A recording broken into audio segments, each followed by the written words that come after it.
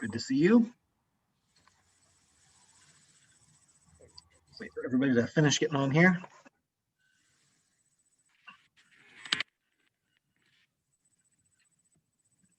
All right, good to see you. I don't know if the other folks who are, I haven't gotten any emails from folks that they won't be with us tonight, so we may admit people late from the waiting room, but we'll go ahead and get started now. As a reminder, so tonight will be a little shorter because, like I said, I just wanted to give you time to watch the video on your own, and then we'll plan on just kind of meeting straight through till about 8:20, and we'll dismiss early tonight, just as a way of making up for the time you spent watching the video. Like I say, normally I require, or we watch that video in class when I teach this on campus. So I think I'd like to start by thinking about the video with you, and I don't know if there are particular things that you noticed when you watched it, things that you found interesting, things that you found challenging. I have a few discussion questions, but before I get into those, I'll just let you reflect first. Anything you saw in the video that you found particularly interesting or challenging that you want to make sure we talk about? I saw myself. And a lot of the things that she was talking about, the dangerously tired, because, you see yourself always working and doing and getting burnt out, you know. And so as she was talking about all this stuff, I seen a lot of myself as she was explaining some of this. And I was really good. I really liked when she was talking about the good tired, because that's something, a skill that I need to learn, to back off and replenish, and then be able to go back to it again, to jump back in instead of just going nonstop until you're wondering, now you're sitting around looking like Martha. Get out! What are they doing in there? Get in here and help me. So that's why I seen a lot of myself in that dangerously tired. Yeah, why don't we just pause there for a minute and talk about good tired versus dangerously tired. And I don't know how you would describe the difference. I mean, Victoria, you talked about that kind of being able to get to a place of replenishment. That's one difference. But yeah, maybe instead of asking the difference, I'll say, what characterizes dangerously tired? When you think about what it means when you're at that place, when you're dangerously tired, what's that look like for you? And you can either speak personally or you can give a broader answer. So Mary, what would you say? For me, dangerously tired is unstoppable crying, a real sense of hopelessness. And I think the one time that I was in that situation, it almost seemed like a mental breakdown, that you just had nowhere to turn and you just wanted to crawl up in a ball and cry. So it's not a good place. No, yeah, I'm glad to hear you explain it that way. It is you can understand why she calls it dangerous, because we can't live our lives there for very long. Something needs to happen to either snap us back to some semblance of order, or we need a drastic change in our life if we're stuck and dangerously tired for very long. And for some people, like you've said, Mary, it really is about feeling, you didn't use the word disproportionately, but sad in a way that's not precisely corresponding to what you're going through. So, a small thing can make you feel a great big sadness when you're dangerously tired. And that's not to minimize the things that might push us over the edge, but often a small thing pushes us over the edge instead of something big. So yeah, thanks for sharing it, Mary. Others, thoughts about what it looks like when one is dangerously tired? What else does it look like besides just sadness? I thought she put it best when she said inner irritability. And that's perfect, because you could be doing something very long and just being tired, and then that one thing that normally you would just overlook just makes you go, are you kidding me?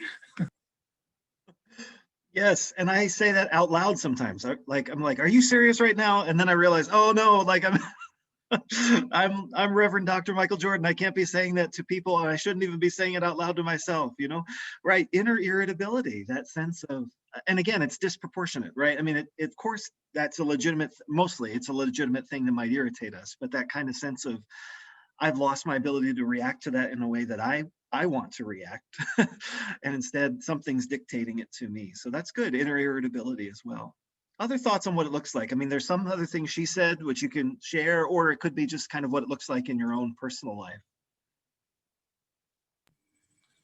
Probably add to, for me, it means it's usually a time that I'm not in my devotions as much as I should be. And it can become almost like an insecurity, like I don't have the closeness I need and that ability to just rest in God. And not that I'm great at that anyway, so I'm loving the silence and solitude thing. Yeah. But really, it's that separation. I allow myself to be too far away from Him. Mm-hmm. Yeah, I appreciate both sharing the symptom, that feeling of insecurity. I'm not really sure who I am right now. I'm not sure that I'm loved. I don't mean that I wouldn't say that out loud, but that I don't experience myself as loved in a moment, and so I'm insecure, and I'm perhaps reaching out to connect, to find that love in a way that's not really healthy for me or the person I'm talking to.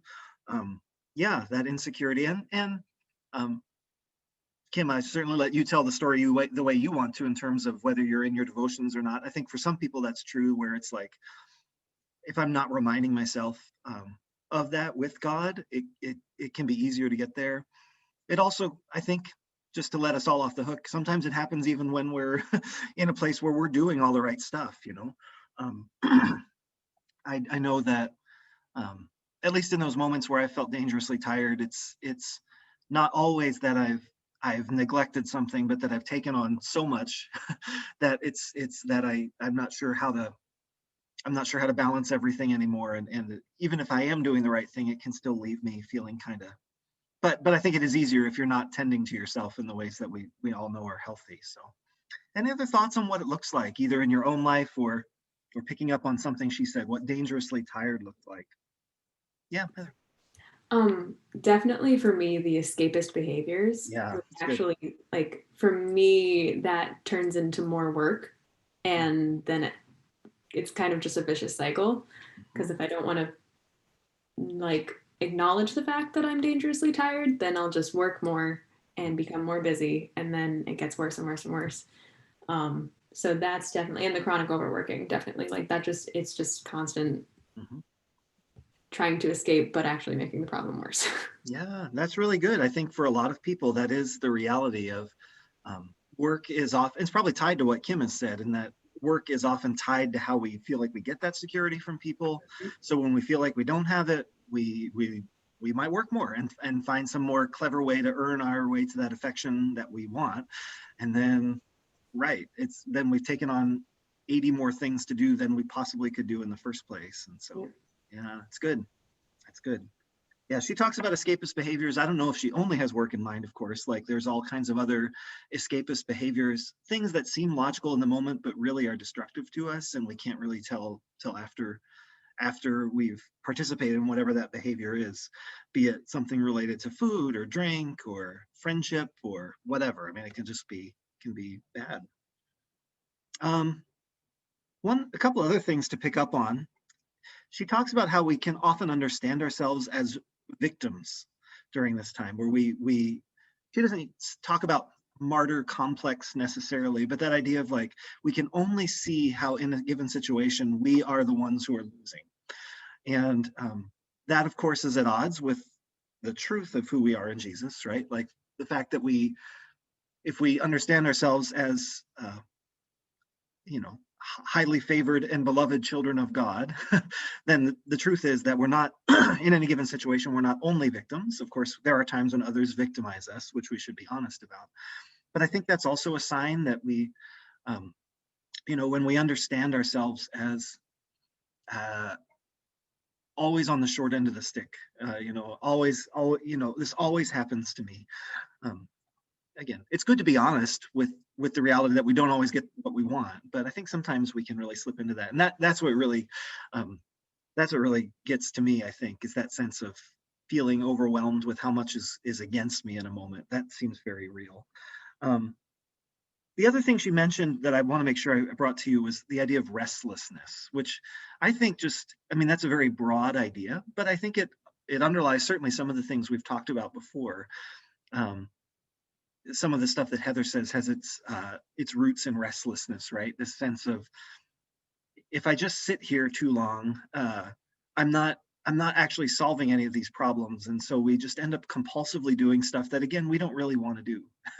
And I do think restlessness actually goes a long way to explain a lot of our national culture right now. Like, I think there's a lot of restlessness out there, and it leads to a lot of self-destructive behavior and behavior that's also destructive of others. So restlessness was I think another point she brought out. So yeah, I wanted to spend most of our time thinking about good tired versus dangerously tired. Let's look at the other side of the coin, the good tired side. That might be a little harder to explain, but what's it feel like for you when you're at that good tired place? Have you had that feeling recently? And what's that looked like? What's that felt like? How is it different than dangerously tired?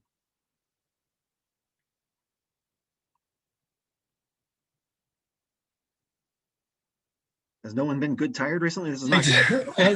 I mean, obviously, it's after you put work into something and you see the fruits of your labor. Yep. I think the thing about good tired that I got from her was you were able to replenish and then come back. So changes between dangerously tired, where you can't rest enough to come back. With good tired, it's just a matter of taking that rest period and you come back to where you were before you were good tired. Mm-hmm. It's really interesting. Yeah. So that, and sort of like when I'm teaching in my worship class, we talk about how for the early Christians, there was kind of a rhythm to the day where there was work and rest, and then a rhythm to the week where there is work and rest, and a rhythm to the year where there's work and rest. Where every day we have enough sleep to get by and enough time where we're not working. And then every week we're able to take a Sabbath. And then every year we have some time set aside where we're not working. That's of course ideal. We don't all get that every day, every week, or every year. But that idea of like, I can do a lot when I'm feeling secure that I'm going to have some space to be reminded of who I really am. That's really important. And I think it's different for different people. I think, at least as I understand it, and we could of course discuss this at length if we could build a whole class around this, but the idea of Sabbath, whether Sabbath is a rule or a principle, is an interesting question. Should Sabbath be always celebrated once per week for a 24-hour period, always at the same time, or is Sabbath an idea that we should, again, have this balance of work and rest in our lives? There's strengths and weaknesses to both ways of looking at it. I know that in my life, I'm very comfortable. One of the things I really like about the life that I live is the kind of the redlining that happens during the semester, and then the deep breath that comes after the semester's over. I really like that. So I don't mind late nights grading papers and, but I also really appreciate, like on Sunday, putting that stuff away and not doing it. And I appreciate having that kind of rhythm where every 16 weeks there's kind of a pause. And then, so at least I understand it generally more like a principle that lets me do the kind of stuff Brian's talking about, where we need to replenish. So I also appreciate you talking about the fruits of your labor, being able to see it. And of course, that's different for different people too. Like if you have a job where you work with your hands, often you can see the fruit of your labor every day at the end of the day in a box of things you've built or something you've put back together. If you work not with your hands, but with something more intangible, that can be really hard. Like if you're going into ministry, there are days when you'll see the fruit, and then days where you'll be like, today was just an investment in other people that I will trust I will see the fruit someday, because I'm not seeing it right now. And that's okay too. But again, you need that kind of, you need you need some time along the way to see the fruit if you're going to feel good tired. I alluded last week to the fact that we'd had a little controversy around campus, and I received this really wonderful email from a student that normally would be thought of as very different than me. And I was like, I could read 10 bad emails just to read this one good one, you know, and that kind of, because it gave me a sense of the fruit, like Brian's talking about, like there was something good that came out of what I was doing. And so fruit's a very important part of it. Other thoughts on good tired? Again, if you think about when you were last good tired, what characterized it? Is it just fruit and replenishment? Anything else you'd say that good tired entails? I think also it's the filled part. When you, there might be a time that you've had to be, like I think of sometimes just a conference or a convention that you've been at. It's a lot of your time, but it's good time, like it's filled time, and you walk away feeling more refreshed than you left. So those are, for me, many times that's what that is. It's good. You know, there's a way of understanding spirituality in the Catholic tradition called Ignatian spirituality, named after Ignatius. We won't talk all about it now, but he had this idea of consolation and desolation as the primary feelings of the spiritual life. And desolation is a little bit like dangerously tired in the sense of feeling very disconnected from the things that are around you. But consolation was that sense of God and I really partnered together today to do something, and is really related to the kind of thing you've talked about, Kim, in terms of feeling filled. He began to notice, Ignatius, the guy who founded or kind of pioneered this way of understanding spirituality, was injured in a battle. And while he was laid up, he had his leg shattered by a cannonball. And so at that time, of course, that was a long healing process in the Middle Ages. And while he was laid up, it healed incorrectly, so he had to have his leg broken and start over again. So it was a long, long time. And he used to reflect at the end of the day, depending on what he had been reading, he felt very different. And when he had been reading essentially the romance novels of the time, the kind of chivalry knight's tales, he said he felt this kind of empty feeling. But when he had been reading something that he felt really maybe a biography of a saint, or maybe had been reading the scripture, the sense of feeling fulfilled, like it had been time well spent. And that idea of filled, I think, is pretty close to that sense of, he was saying, like, I need to understand my relationship with God as wanting me to lean into that sense of feeling filled, like I've spent my day doing something that meant something. I can really imagine that God and I partnered together today to do something good in my life and in the life of other people. So that's a good addition, Kim. Thank you. Anybody else on the good tired, dangerously tired piece? Anything else in the message that you heard, like any specific things that you want to make sure you either asked about or talked about? Like I said, I don't want to go on too quickly, but we can jump into the book, but I want to make sure anything else there. Yeah, Victoria. I liked how when she was talking about her spiritual mentor, you know, when she was in her dangerously tired, and she just let, and her mentor just let her just spill and just talk and talk and talk until she talked it out. And she told her to kind of like sit, because I'm going to write it down. Sit down, you know, she just needs to sit down long enough to let the settlements settle. You know, I was like, because I was like, wow, that, you know, I just thought that was very interesting, you know, because that's how we, you know, I can just see, you know, myself you're so wound up, and you're just, you know, then when you have an opportunity to say something, you're just spilling and spilling and spilling and spilling, and then, you know, people just let you wait till you get it all out, and then just sit down and let it, you know, you're like a river, just let it settle, just let the settlement settle. And that really stuck with me.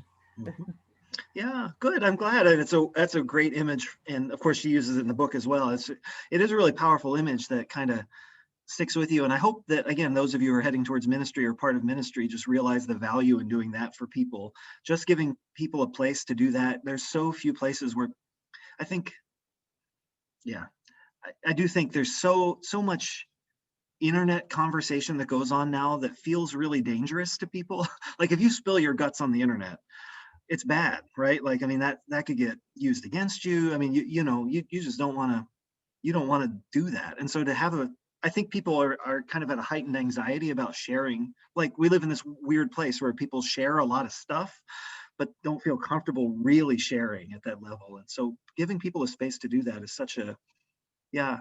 And of course it bore fruit beyond what that person knew, I'm sure, at the moment. Like who knew she would sort of go on to really seize on this and write a book about it that would be helping us, who will go and help other people. So it's, you know, sometimes in that moment, we don't feel like we've done very much, but it's a really an important part of ministry, I think.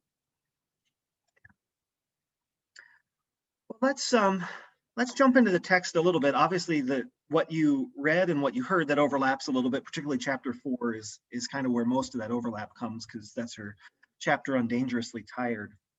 I won't be sharing screen tonight. I decided to just kind of look you face to face for a while, but just a little background on solitude, just so you know, when I'm teaching this course on campus, we often take a lot of time to talk about spiritual disciplines. And of course, Evan Howard in the book, he talks a lot about spiritual disciplines. And spiritual disciplines basically are these activities or behaviors that we do in order to sort of predispose us to receive the work that God wants to do in our lives. That's not a hard and fast definition. I mean, I think different people define disciplines in lots of ways. We all, I think, instinctively understand the idea of discipline as changing us. Like if you don't like to run, but discipline yourself to run, you become a runner. And then you miss it when you don't run. Even if you don't actually like it while you're running, you kind of miss it when you're not able to run. And we all kind of instinctively understand how that works. Spiritual disciplines take the same idea. And again, as Howard says it, remember, the whole idea of what Evan Howard says is spiritual formation is here to sort of put us on autopilot, right? Like we practice these things so that when the chips are down and we want to act like Jesus, we don't have to ask ourselves, what would Jesus do? But we find it more natural to act like Jesus because we've been practicing again and again and again. And so that's what spiritual disciplines are. And of course, you could talk about hundreds of different spiritual disciplines depending on how you decided to break those things down. People talk about solitude basically as the queen of the spiritual disciplines, or the central spiritual discipline. If you're going to start getting into the life of spiritual disciplines, most people would say you have to do solitude. Solitude might not be the place to start because it's hard, or it's harder for some people than others. I shouldn't say it's hard for everybody. Some people gravitate towards it, but it goes beyond just needing to start with solitude. At some point in your life, you need to practice it if you're going to really be pursuing God. This is the idea that most people would have, because solitude drives all the other disciplines, essentially. If you can be comfortable being by yourself, you're going to find the strength to pursue lots of disciplines that are wise for you to pursue, but are not communally reinforced. Does that make sense? Like all these things are good to do. It's good to pray, it's good to study, it's good to fast, but it's hard to do those things in the world. And solitude sort of gives us a spine and makes us able to do things that the rest of the world thinks are a little bit crazy. So that's one of the reasons why I'm really focusing on solitude as the one discipline that I want us to look at in depth. It's because I think it really is kind of a discipline that drives all the other disciplines. Another thought about solitude that I've always found really important, Henry Nouwen, who we read at the beginning of the class, he talks about solitude as, his language is the crucible of transformation. He is really driven by the idea that solitude is not just this kind of therapeutic me time, like I need to be alone. Like I might perceive right now in my life that I need solitude because I have 5 children that I've been hanging out with since COVID started, and I might feel like I need some time away. And now one might say, yeah, you need some time away, but that's not what I mean by solitude, you would say.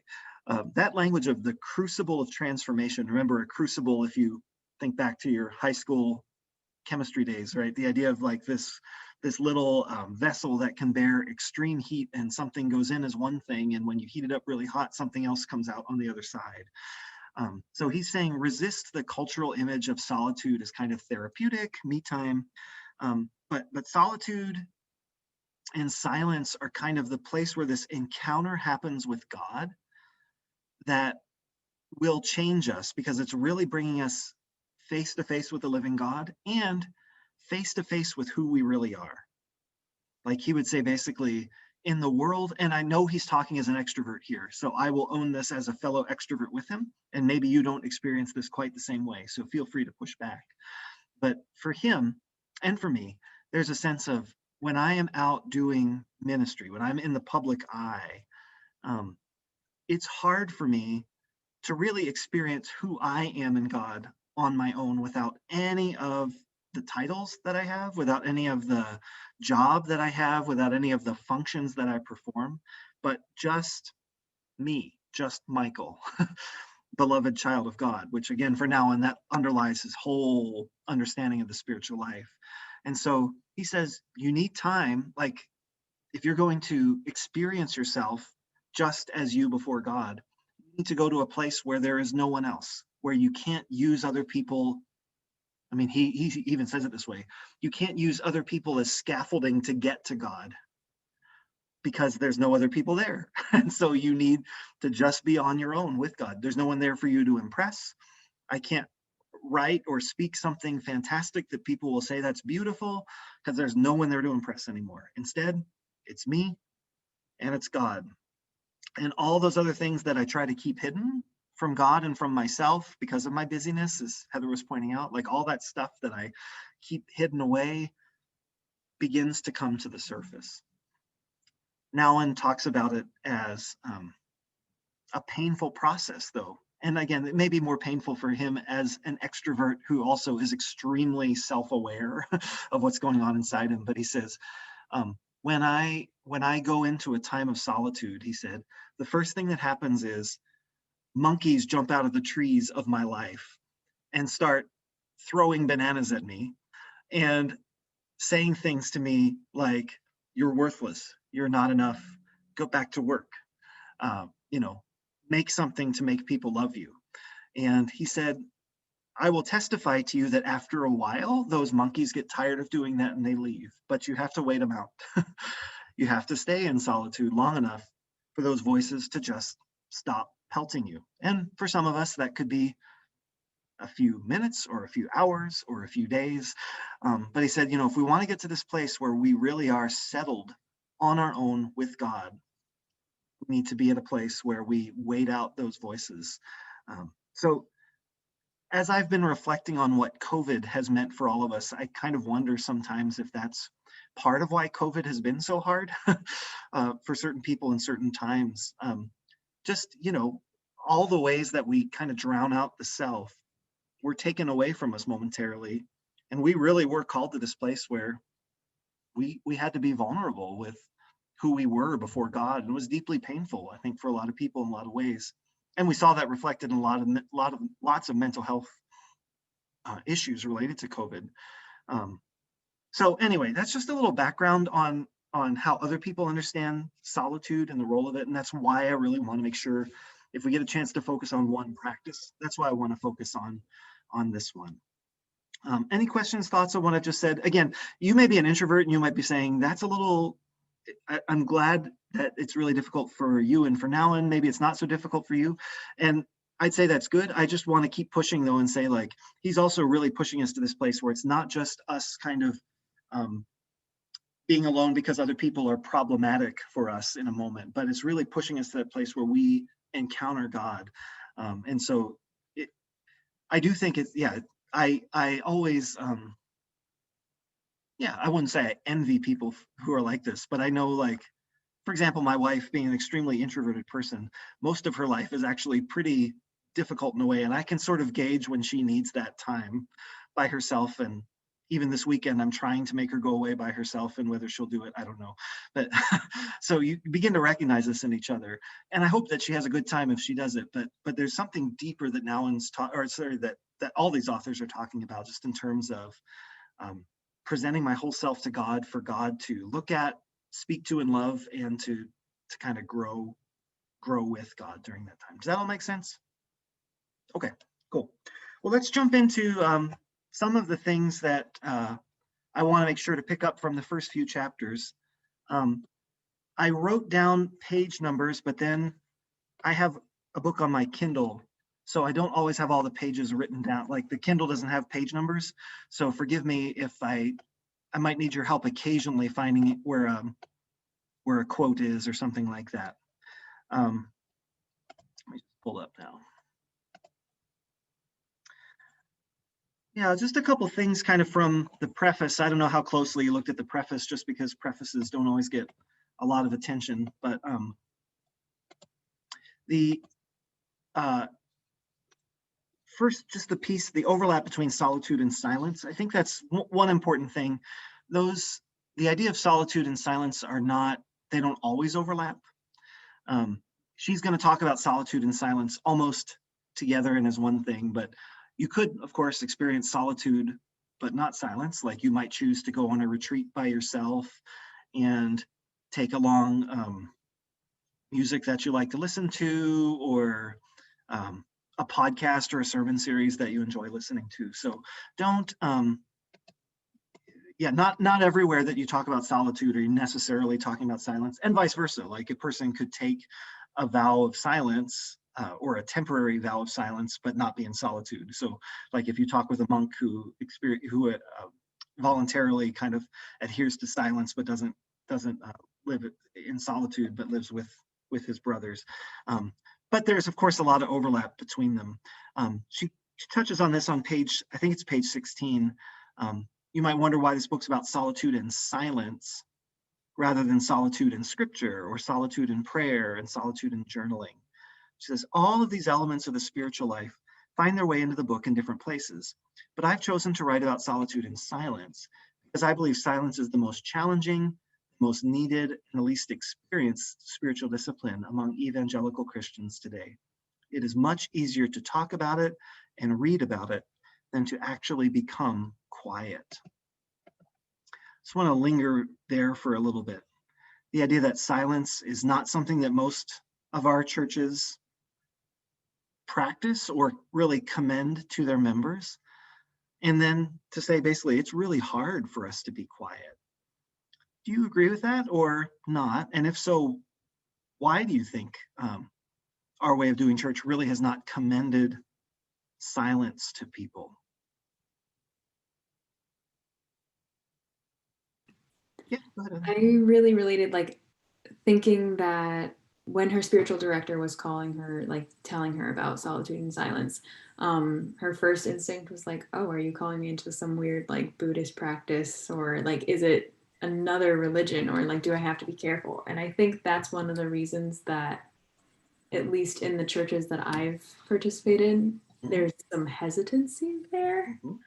And just, it's very unfamiliar. So I don't think we are very comfortable talking about it. So this is probably the most in-depth that I've ever been like exposed to the idea of silence as a Christian practice. So it's really interesting.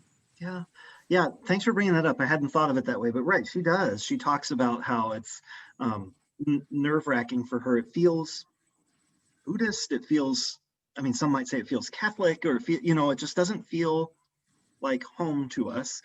And that might be because we're, it's kind of funny because not many people would accuse evangelicals of being overly intellectual, but the idea of like what constitutes being a Christian is kind of like believing certain ideas. And in silence, of course, we could just begin to believe some vain imagining about God, and that's always seemed very dangerous to us. And so I think that's part of the reason why. So, Koraz, what were you going to say? It was interesting when she talked about the demons of, enticing you to perform. Like sometimes I think we can feel that if someone's doing nothing, they're doing nothing, when that's not always what it is. One of my pastor friends who used to go off on one day a week and go be separated, go to his prayer closet and be there and carve that time out for those amount of hours. And it was a necessity for him. Was the first time I really experienced that as being something that truly is necessary. I don't know if he was in prayer, if he was in silence or solitude, but it just wasn't even a thing for me to consider. So her saying that I definitely feel that that's one of those things I can resonate with. That's good. So, I mean, part of it could be we could get the wrong ideas in silence, but part of it is that we've always valued doing as well. And so the idea of, I mean, that's a very impressive practice you mentioned, like once a week to take a day. That there's a way to read that in many of our churches that would say you kind of waste a day. You know, there's a day you could be doing Yes. something. Mhm. I think that could very well be the way we think sometimes is what have you done all day? Yeah. Yeah. And of course, we know that, I mean, those of us who have been in ministry certainly know that we feel very accountable to others' expectations for our time. And of course, some of that's appropriate. Like, I don't want to be just a self-guided person. I want to be accountable. But it's hard when people have different ideas about what is and is not valuable for you to be doing with your time. And so, yeah, that's that's a real challenge too. So, other thoughts on just why silence and solitude are so difficult?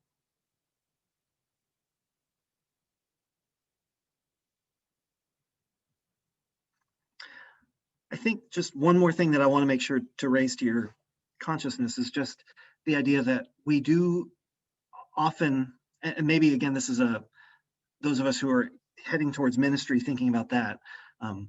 If we're in our kinds of traditions, often it's because of our facility with words, you know, that we have a way with words, that the way we say things speaks and helps to other people. And so it almost feels like we're laying our best gifts down to go into silence. And so that of course is vital, you know. I mean, I think it's Thomas Merton, himself a good monk, who talked about how if the word is not born out of silence, it's going to lose its meaning. You know, like you need to experience God in silence to have anything worth saying at all. But we want to rush to the finished product sometime. And when I was a local church pastor, and while at grad school at the same time, I was writing 500 or 600 pages a year, you know, and that's a lot. It's a lot of word output. And so to get to the end of a day where you haven't done any of that word, much less once a week, that would be a really hard thing to see. Okay, well, that's one piece to raise. Just a little further on, let's see here what page this would be on. Just a little further down, he talks about God existing just out, or God waiting for us just outside the noise and busyness of our lives. I think that's a really, let's see if I can find that spot. Hold on, forgive me. Look it up here.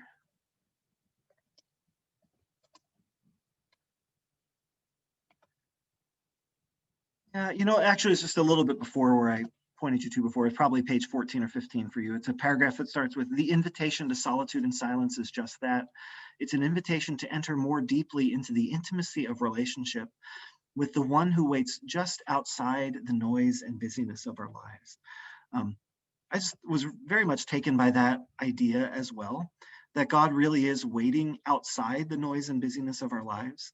Again, for those of us who are professional Christians, often we are quick to find God in the busyness. What's God doing right now? I want to partner with God in what he's doing. I want to find what God's doing and join it. The idea that God might be waiting outside the noise and busyness of our lives, if you hang on to a sentence from the preface, this might be a good one to hang on to. I think there's something to this. I did wonder how she would want to talk about it biblically. I mean, certainly, you know, the idea from First Kings, that's the foundational idea of the book, that God is sort of waiting for the chance to speak with his still small voice. But so many of the biblical passages that we rely on in our traditions are about things that God is doing rather than the way that God is waiting for us to stop doing. And I think it's just good to hang on to that and realize there's a lot in our own tradition that reinforces not going into solitude. And some of it's our very image of God itself, like that our picture of God is a worker. He never sleeps, you know, he's always there, you know, he's always on call, always on time. You know, he might not be on your time, but he's always on time. But rarely the idea of God is just, hey, the minute you're ready to put this aside, I'm waiting. That's a different kind of image than I think we use sometimes. So jumping into the text itself, I mean, she uses the passage from First Kings, like I say, is kind of the basis for the whole book. I don't know how you have, well, let me just ask this, like, this is a text, where Elijah, uh, experiences a still small voice of God as opposed to the earthquake and the fire and all of that. Is this a passage you heard much growing up? And were the lessons that you were taught about this text sort of like what you read in this book, or were they sort of different? Like when you imagine, like this is a text that's almost a trope in most evangelical churches. We hear this a lot. Did it mean this, or did it mean something different in your, like when you've heard this preached before? Was it kind of like her take on it, or was it kind of different?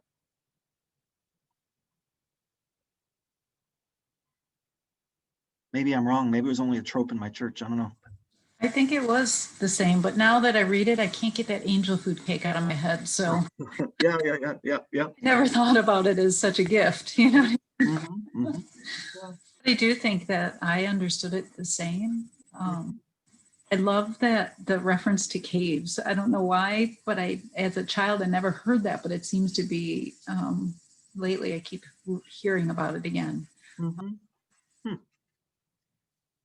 Good. Any other insights that you would remember from hearing this text preached on? Anything like that? I feel like growing up, I usually heard it as God will speak to you in a way that you won't expect. Mm-hmm. That was usually the way that it was always framed. Mm-hmm. So it wasn't as much about the silence as it was a kind of, hey, like God's going to throw you a curveball, so be ready for the curveball. Yeah, I can appreciate that. I think that, yeah, it probably depends on who's preaching it, of course, and their own comfort with the life of silence and solitude, how much they want to emphasize that when they're preaching it, for sure. But yeah, I certainly have heard it that way before, that it's less about silence and solitude and more just like, don't think you have God pinned down, so yeah. I have heard it leaning and trust in the Lord. I always just lean and trust in the Lord, and this is how I remember it being preached. Mm-hmm. When people count you, almost like you're saying, when people are counting you down, just trust in the Lord and lean on Him. Mm-hmm. Mm-hmm. That's good. Good word. Looking a little, we'll just move on to the chapter itself. Looking a little further on, I have it as page 26. It talks about, in the midst of the outward busyness of my life, there was an inner chaos that was far more disconcerting. And I think that's a good place to start looking at the main text of the book. One of the real ideas, one of the real reasons why she believes that silence and solitude are very important is that we're all kind of a jumbled mess on the inside, and that we really can't live for God best without untangling it a little bit. And I know that sounds kind of like a truism, I guess, but I do think it's kind of at odds with some way that our culture sort of thinks about this right now. Like, at least as I talk with young people, I think there's an increasing understanding among, like when I talk with 18-year-olds now compared to 18-year-olds when I was 18, 18-year-olds now just have an incredible understanding of their own mental health. Like they use the language of mental health in a way that was unthinkable 24 years ago when I was 18, just in terms of like, they're all comfortable getting counseling in a way that, like, when I was in college, it was a little scary to go get counseling because of what people might think of you or say of you. And they're very comfortable using the language of anxiety and depression to talk about their own experience, sometimes really disconcertingly so. Like for me, not that I ever want to make people feel bad or feel anxious about their choice of how they define their life, but it's also challenging to me to like help young people sort of think about the choices they use to name their experience, and the choices that they even use to name themselves. Like when a young person says, I am depressed, for instance, I want to help them think through what's the consequence of kind of defining yourself in that way, as opposed to I'm a person who experiences depression sometimes. There's just a whole, there's a way that I feel like young people now are just very comfortable with their own brokenness, and very not comfortable, they're aware of it and they're pained by it, but they're also just able to talk about it in a way that I wasn't. And I think partly Barton wants to push back against that a little bit and say that inner chaos, yeah, it's there, but it shouldn't be normal or normative for us. We don't want to be at a place where we say that inner chaos is totally just part of being a person. We want to understand that our faith has something to say into it. Now, again, hear me, like we talked about this before, like this is not to say that if you get to know Jesus or you do silence and solitude right, you're never going to have mental health kinds of issues. You're not going to get depressed. You're not going to be anxious. None of that. But it is just to say, like, the question of how our faith and that inner chaos are related. For her, it's very important to not just realize that chaos is there, but also to have a sense of, okay, what's going to happen? God's given me some agency over this chaos. My faith should have some impact on my ability to live this out. And so she really thinks it's important that we not just identify the chaos, but begin to untangle it. Does that make sense? So again, please don't hear me I feel like for so long Christians have been so skeptical of mental health that when I express a little skepticism, you may take this much further than I intend. I'm not meaning to say Christians shouldn't struggle with mental health things, but I am saying for her, like, unraveling it a little bit and not just saying, okay, I recognize this brokenness and this brokenness, but beginning to pull apart the strands a little bit. Silence gives us the gift of being able to pull apart those strands a little bit. So for her, like, those strands, there are lots of little strands. I mean, one of the strands is like when we have time to pull it apart, we realize our motivations, right? Like, we begin to ask ourselves, who am I really trying to please in this situation? So, I can remember times in my ministry where it's been brought very clear to me that I have been very concerned with pleasing people. And when that gets held up in front of my face, like with a mirror that I can't ignore, I'm like, wow. And of course, that only happens usually when I have that moment. She defines it as desperation a little further down. Something bad happens. I'm unable to please people. And all of a sudden, I've been realizing I've been meaning to do that. That's been a motivation of mine that I haven't seen. She also wants us to realize how demanding those false motivations are, if we think of them as idols or false gods, the kinds of sacrifices those false gods demand. If people pleasing is your drug of choice, as it can be mine, the kind of energy that requires to always be on, and the relentless kind of self-policing that can come from trying to see yourself as others see you all the time. Again, solitude allows you that space because in that moment, you're not able to please other people. In fact, you're quite the opposite. You're intentionally putting yourself in a place where you're making yourself irrelevant to other people. And in that moment, you're able to see yourself much more clearly, your motivations, and just how much those have been demanding of you for so long. She also talks about not just those, not just the false gods and not just the energy, but also the strategies that we use, like the relentless strategizing for how we're going to keep those gods happy. So it's like, if I know how to please people and I know I have to do X, Y, and Z, then how am I going to get the energy to do that? And where's that going to come from? And of course, when we're in solitude, we can also see how many people it often hurts when we pursue our drug of choice, whatever that is. We begin to think, oh, I'm seeing more clearly now the evidence of how going this way has left other people hurting in a way that I wouldn't ever want to see face to face, and could distract myself from if I hadn't been alone. And finally, she says, buried way down deep there, if we stay in silence and solitude long enough, we begin to realize what the true desire for God is that is often buried beneath these motivations. That's a really important idea too. The idea that whatever your drug of choice is probably is not just there because you're a terrible person, but because there's some desire to please God that's probably related to your spiritual gifting that is just warped by human sin enough to turn it into something else. So again, if you're a people pleaser, that may come from an innate ability you have to share the gospel with other people or to point people in a healthy direction. And of course, you delight when you see them delighted in receiving the truth. And so that's the thing that keeps solitude and silence from being overly shameful, is that realization that in the end, these things that I'm pursuing, they didn't just come out of a vacuum. They're just how human sin and the, as Nouwen would say it, how human society is a dangerous network of manipulation and domination, how my very healthy desires as I've brought them into this broken world have been twisted and left me pursuing things that are not healthy for me. And so for her, solitude gives us the place to begin to unravel that.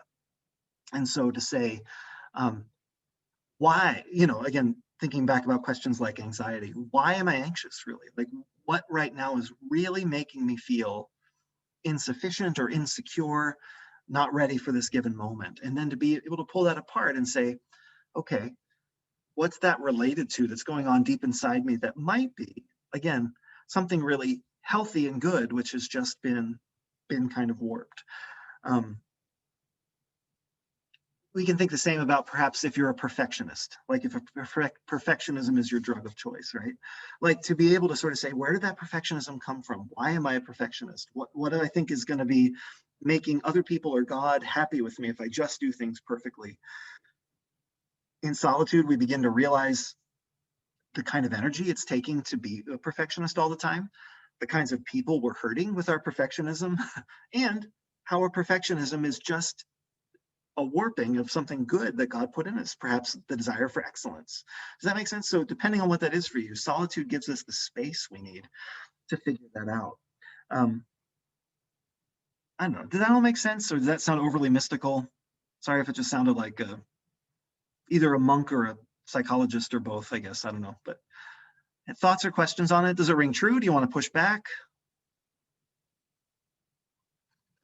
Sometimes when I wear this gray hoodie, people think I'm actually a monk, like I'm wearing like a little monk habit, but it's just my Houghton hoodie. So it's, yeah.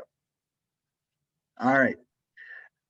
Going on a little further, page 29 is where she talks about the sediment settling. And of course that was something she referred to in the text, and Victoria in the video, and Victoria brought it to our attention. I do think that's a really important idea. In an anxiety-riddled era, to give people that space to let the sediment settle, such a gift. We talked about that, but just so good. A little further on in, I have it on page 31. Let me pull it up on my Kindle here. There's a paragraph that starts, the practices of solitude and silence are radical because they challenge us on every level of our existence. And for her here, this is a way of kind of getting into the mechanics of silence and solitude a little bit. How does it work? So let me just go ahead and read a little further on here. Challenge us on the level of culture. There's little in Western culture that supports us into entering into what feels like unproductive time for being beyond human effort and listening beyond human thought. They confront us on the level of our human relationships. They call us away from those relationships for a time so we can give undivided attention to God. They challenge us on the level of our soul. In the silence, we become aware of inner dynamics we've been able to avoid by keeping ourselves noisy and busy. They draw us into spiritual battle. In silence, there's the potential for each of us to know that I am God with such certainty that the competing powers of evil and sin and the ego self can no longer hold us in their grip. All the forces of evil band together to prevent our knowing God in this way, because it brings an end to the dominion of those powers in our lives. I really appreciate this paragraph. Again, just kind of illustrating some of the mechanics of solitude. And I love how she kind of works from the outside in. She says, like, solitude works because it challenges our whole culture. And we've talked about some of those ways, but also human relationships. So maybe you're the kind of person who's deeply grieved by our culture, right? But maybe you're not. Maybe you're the kind of person who's like, I don't really care, like, who wins the culture wars. I don't get into politics. I don't. It doesn't matter to me whether this kind of Christian or this kind of Christian is culturally dominant right now. What I care about is just my family and my friends. And what Barton is saying is actually that too can become a real danger. Like if we think to ourselves, I don't need all this God at the level of culture. I just need my family and friends to be in a healthy place. Well, we can't control them either, right? So it's not only this kind of like culture-wide thing, it's also the realization we're constantly giving our friends and family over to God. If you're friends with me on Facebook, you saw I put a picture of my 5 kids up. We took the kids out for a photo shoot last night. So I can promise you, like Jill's a good photographer too. Like for a while when we lived in Pennsylvania and I was a pastor, she made a little money on the side by doing photography for people. She would go over and do infant and child photography particularly. So she'd go take pictures of pregnant moms, and then after they had their babies, she'd take pictures of their babies with them, and really good photographer. So we went outside, it was beautiful last night, went to Letchworth, took pictures. We got one good picture that I put on Facebook, about 500 terrible pictures, right? Just kids goofing off. And you just look at these children and you think, how on earth am I going to get even one of these children to become like a productive member of society who honors the Lord and does the right thing? You know, and you realize like there is so much beyond your control, right? Like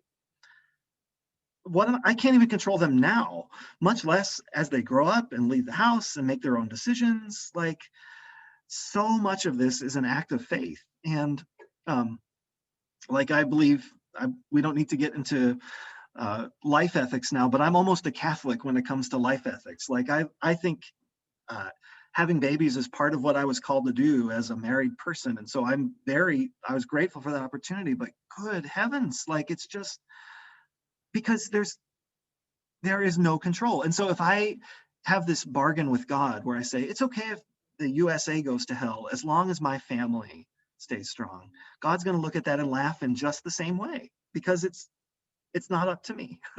And so silence and solitude also pulls us out from that need to manage just those few things. Does that make sense? It's not just a matter of managing the big things. It's managing just these few things too.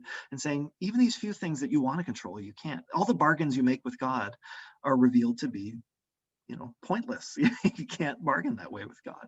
So she works that culture piece and then the human relationships. And then she kind of goes to that inner dynamics piece, right? She says, there in the silence, we deal with the soul, and we see the stuff we've been able to avoid by keeping ourselves noisy and busy. And she goes even deeper and then just talks about the spiritual battle that goes on. The battle between different parts of the soul and the competing powers of evil and sin and the ego self that want to hold us in their grip. And she says basically silence and solitude have a way of working at all 4 of these levels. So no matter where you most naturally feel drawn into the fray, silence and solitude are important to kind of combating all those things.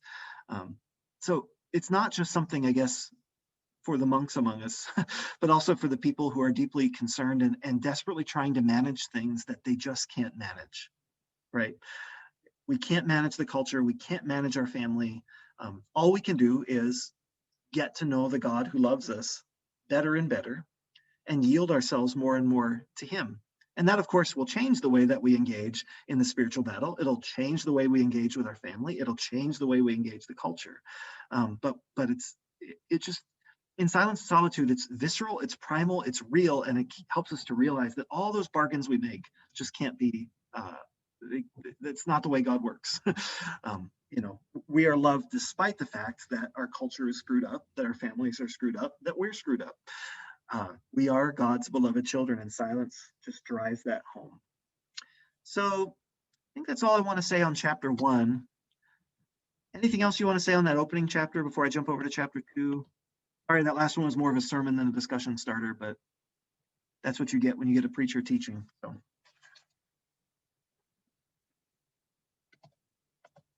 All right, let me jump over to chapter 2. Just a few things there that I want to make sure that I pick up on. Oh, you know what? One other thing on chapter 1, just I missed this quote from, I don't know how you pronounce her name. Is it Gunilla Norris?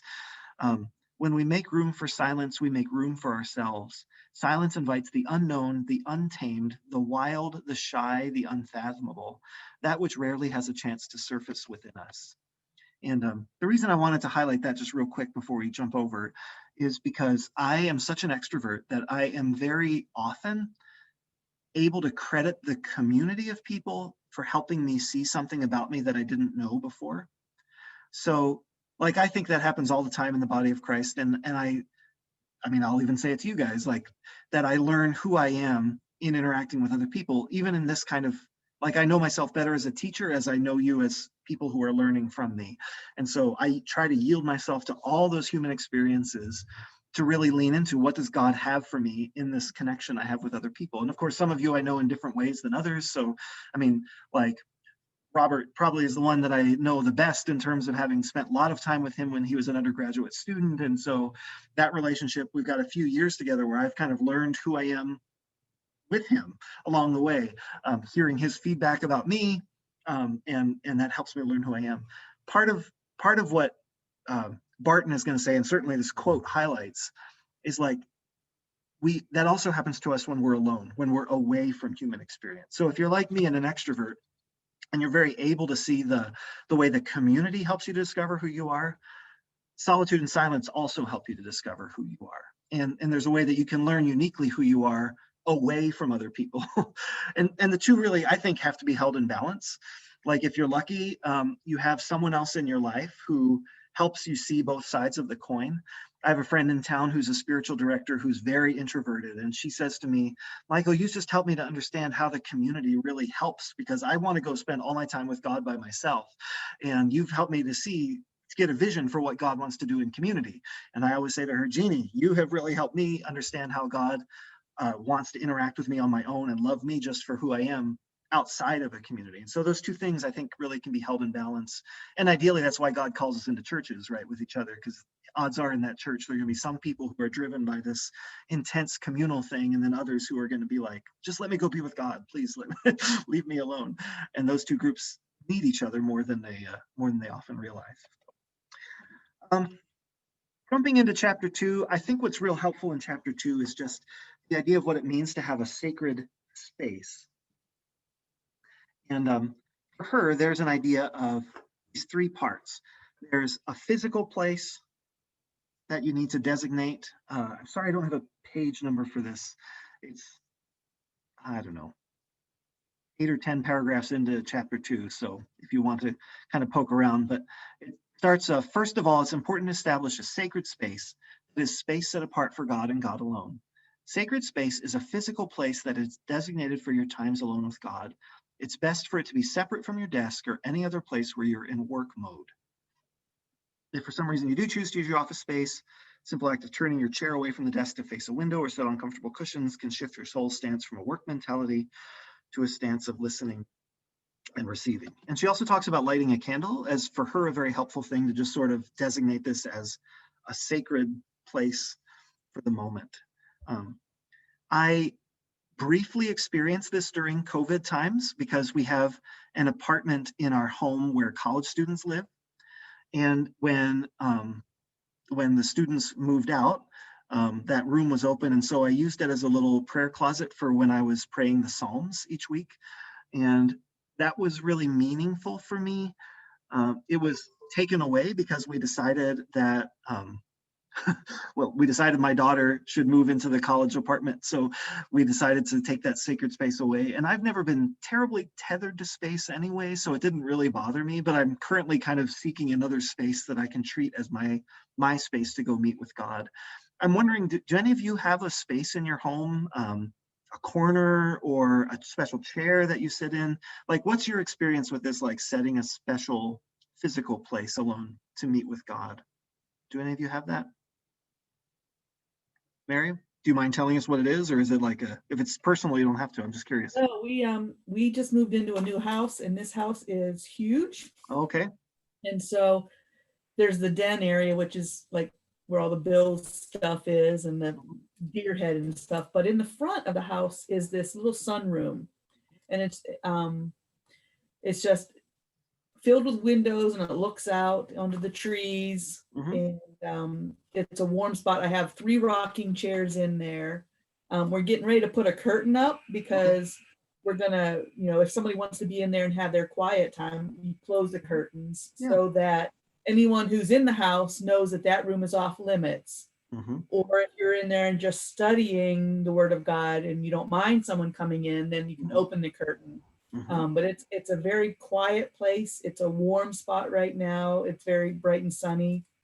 Um, there are some books in there. I have some devotionals floating around in that area. I do have the candle. I found there's a candle that Walmart has, and it's kind of oval, Okay. and it has a wick in it. When you light the wick, it sounds like a campfire burning. So Oh. it has a really cool sound when Mhm. it burns. And Mhm. then so that, and there's different senses. The one I like the best is pine, Mhm. and it just fills the room up with a pine scent, and you can hear the crackling of the candle, and then you can sit on the rocking chairs or you can sit on the floor, but there's pillows, and it's just a quiet little spot that we're just setting aside as a prayer area. There's if you want to, you can listen to music, but there's no TV set anywhere near. The TV's way in the back of the house, Mhm. so you can't get distracted by any of that. It's just a nice quiet spot to sit and rock and think, and just be in the presence of God. Yeah, that's great. Yeah. And of course, you may or may not have a room available. You may just have a corner. You may have a certain chair or something. I don't know. Like I say, I'm not the most driven by space. And so I haven't always done this in my life. And I'm pretty flexible. I was actually glad you mentioned the smell of the candle. She doesn't really talk about smell, but um, I think if I could do only one thing, and my wife thinks I'm nuts, but like for me, having incense like that smells like the inside of a Catholic church, actually, some of my deep times of connection, and maybe it would be different for you, Mary, because your experiences with Catholicism have been different than mine, but I've had just enough positive experience with a Catholic church that having a place that smells like that would feel deeply prayerful to me. My wife would just think it stinks up the house, so I haven't done it yet. Um, but yeah, I mean, that's also a way of kind of marking a space as being sacred. You're just referring to different senses. That's all I'm saying. And so smell is definitely one of them as well. So anybody else with a spot that you use that you want to tell us about? Mine would be more outdoors, Mm-hmm. and I have places in mind depending on where I am. Mm-hmm. So there's a place in Letchworth, there's a place in Buffalo, there's a place in Corning. The places that I'm frequently in, Mm-hmm. there's a place that I have that I can go to. Mm-hmm. I consider like that spot. Mm-hmm.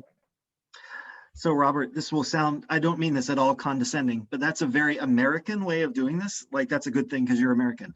But like we Americans often have an idea of like we meet outside with God and it means something different than when we meet in a church. There's something about outside that we feel like the guy who wrote my dissertation about Charles Finney, who is a great preacher, his big conversion moment, he said basically, I knew then and there that God and I had to settle this. And so I left everything and I went to the woods, and that's where God and I had this conversation. There's just the sense of, yeah, I should go outside. Man-made structures can only, or more often can obscure rather than elevate the presence of God. I need to go where God has done the decorating, essentially. And so that's very typical and wonderful that you have spots that you go to, and especially that you have like 3 or 4 different places, depending on where you are at a given time. So it's good. Yeah. I'm not space driven, but I am comfort driven. I want it to be more where I'm warm and comfortable and cozy, just because I feel like that's how it feels for So why are me. you saying bed salon? No. But it truly, that's what it is for me. I have to have that comfort. When Brian was saying something about not being too comfortable, because then you might, it's not that way for me. I need that warm and cozy spot. Mm-hmm. Oh, that's good. That's good. It's good to know kind of where you are, and not, there's no right or wrong, but I'm glad that I'm glad you know yourself that well, because some people would feel like, right, like there's something like, yeah, if I get too comfortable, it might not be good. So yeah. Jill made me a weighted blanket a few years ago for Christmas, and it's not a devotional spot for me, but it feels safe and cozy under there, and I understand the desire for that kind of. Yeah, Mary. Yeah, like Robert, my husband's one of his favorite spots is out in the woods Yep. in a tree when he's hunting. Mhm. He really experiences a peace and a quiet there. And I think another neat thing about being out in nature is that you don't have your TV set. Oftentimes you don't have your phone or a radio, and you don't have all those distractions. So you can get the peace and quiet. Like when I'm sitting in the house and I'm sitting in the front room, I'm still thinking, I got to do dinner. Laundry needs to be done. The dog's whining because he has to go out. And so you get distracted by all the different things that are going on. When you get away from all the distractions and the availability of having internet, your phone's ringing, oh, Facebook is on, or you get a message. Those things are so always there. And it's so hard to just get away from it when this is such a world that everything is instant. Yep. And so it's tough because you have to really leave your phone in the other room, leave your iPad, and really get away from all those distractions. Yeah. Yeah, we're all feeling that right now. I think even while we're grateful that we can do class this way and everything, the realization of how much of our life is dependent on these little screens and boxes, and putting those away does make us feel more deeply human. I think, like that we really are capable of having that conversation with God that we were made to have. But it's yeah, you've got to take steps to do it. So, well, that's enough on the physical place, but just looking at the second thing she says, you need a special time. And that's an interesting, I'll put it this way. I don't always lead with this when I'm talking with college students about it, because sometimes college students who are raised in the church feel very guilty if they are rethinking patterns that were given to them when they're younger. So I always joke with students that the number one thing that a student will come to me and confess is about pornography, but number two is personal devotions.